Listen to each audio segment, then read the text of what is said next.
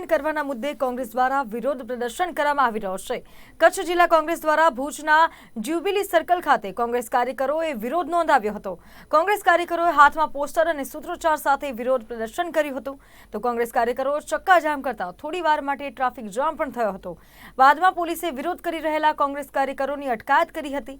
જિલ્લા કોંગ્રેસ પ્રમુખ સહિત 20 જેટલા કોંગી કાર્યકરોની અટકાયત કરી પોલીસ સ્ટેશન લઈ જવામાં આવ્યા હતા।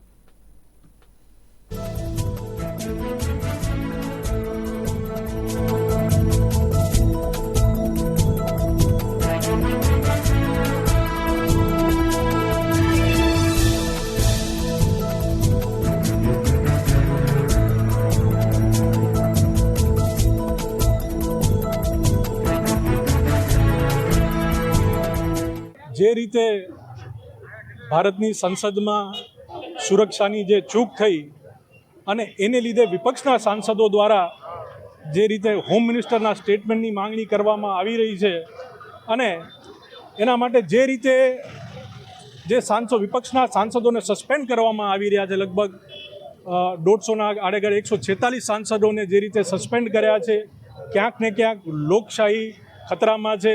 વિપક્ષની અવાજ દબાવવાની જ્યારે આ પહેલ થઈ રહી છે ત્યારે એના વિરોધમાં કોંગ્રેસ પક્ષ દ્વારા કચ્છ જિલ્લા કોંગ્રેસ દ્વારા ભુજ ખાતે આજે વિરોધ કરીને આ કાર્યક્રમ યોજવામાં આવ્યો છે।